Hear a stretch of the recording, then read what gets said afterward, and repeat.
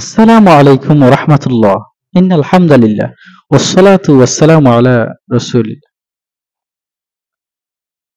সম্মানিত হীরের আলো চ্যানেলের দর্শক ভাই বোনেরা, কাছের এবং দূরের দেশ এবং প্রবাসের যে যেখান থেকে আজকের এই গুরুত্বপূর্ণ ভিডিওটি দেখতেছেন সবাইকে আন্তরিক মোবারকবাদ।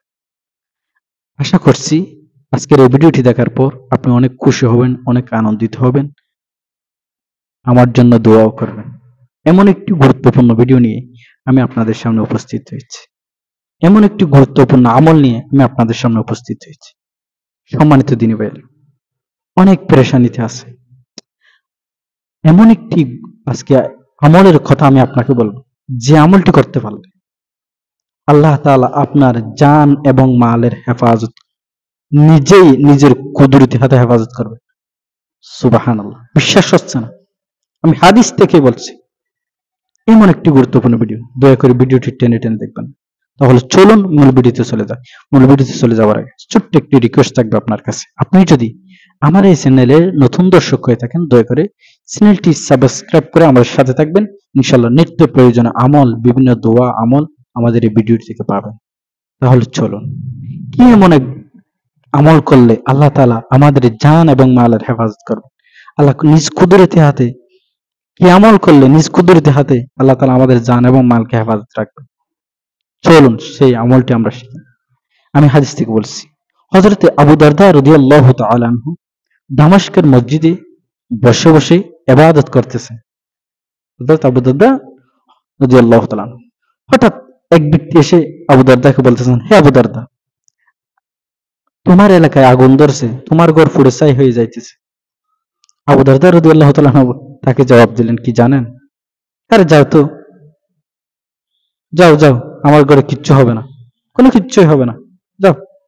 আরেকজন আসলেন কিছুক্ষণ পর, হে আবু দারদা, তোমাদের ঘরে তোমার ঘরে আগুন ধরছে, আগুন লাগছে, তোমার ঘর পুড়ে ছাই হয়ে যাইতেছে, তাড়াতাড়ি যাও।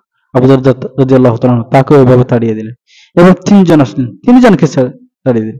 চতুর্থ নম্বর আরেকজন আসলেন, এসে বলতেছেন, আবু দারদা, তোমার এলাকায় আগুন ধরেছে, সব পুড়ে ছাই হয়ে গেছে, কিন্তু তোমার ঘর পুড়ে নাই। সুবহানাল্লাহ, সুবহানাল্লাহ, তোমার ঘর কিচ্ছুই হয় না।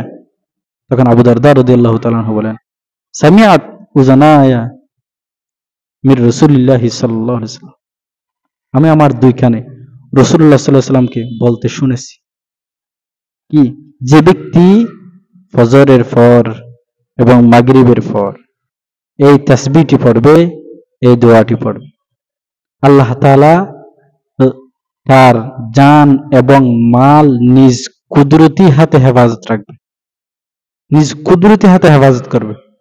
সুবহানাল্লাহ। আবু দারদা রাদিয়াল্লাহু তাআলা আনহু বললেন, আমি তো ফজরের সময়, ফজরের পর সেই তাসবিহটা পড়েছি, সে আমলটা করেছি, আমার আল্লাহর উপর তো আমার 100% বিশ্বাস আছে, আস্থা আছে, আমার বিশ্বাস আছে, ইয়াকিন আছে, কেমনে আমার ঘর ফুরবে? রাসূলের হাদিস কি মিথ্যা হয়? দেখেন আবু দারদা রাদিয়াল্লাহু তাআলা ঈমান কেমন ছিল, আল্লাহ তাআলার প্রতি আস্থা কেমন ছিল। সেই ঈমানের কারণে, বিশ্বাসের কারণে আর আমলটার কারণে আল্লাহ তাআলা তার ঘরকে কুদরতি হাতে হেফাজত করছেন। সুবহানাল্লাহ। আজকে তাহলে চলুন সে আমলটি কি, ফজরের পরে এই আমলটি, এই তাসবিহটি বেশি বেশি পড়বেন। আল্লাহ তাআলা সন্ধ্যা পর্যন্ত আপনার জান এবং মালকে নিজে কুদরতি হাতে হেফাজত রাখবেন। কি সেই তাসবিহটি আমি স্ক্রিনেও দিয়ে দেব, আমি এখানেও বলতেছি, আপনারা সেখান থেকে শুনে নেবেন, আমার এখন এই ভিডিও থেকে শুনে নেবেন, স্ক্রিনে দেব, সেখান থেকে দেখে নেবেন ইনশাআল্লাহ। আমলটি হলো, দোয়াটি হলো, সুবহানাল্লাহি ওয়ালহামদুলিল্লাহি ওয়ালা ইলাহা ইল্লাল্লাহ, সুবহানাল্লাহ আলহামদুলিল্লাহ লা ইলাহা ইল্লাল্লাহু আল্লাহু আকবার, সুবহানাল্লাহি আলহামদুলিল্লাহি ওয়ালা ইলাহা ইল্লাল্লাহু আল্লাহু আকবার। এই ছোট্ট তাসবিহটি ফজর এবং মাগরিবের পরে আপনি যত পারেন, 7 বার, 3 বার, 7 বার, 21 বার, হ্যাঁ, যত পারেন আপনি আমলটি করেন। আল্লাহ তাআলা আপনাকে, আল্লাহ নিজ কুদরতি হাতে আপনার জান এবং মাল হেফাজত রাখবে। সুবহানাল্লাহ। আল্লাহ তাআলা আমাদেরকে আমল করার তৌফিক দান করুন। আসসালামু আলাইকুম ওয়া রাহমাতুল্লাহ।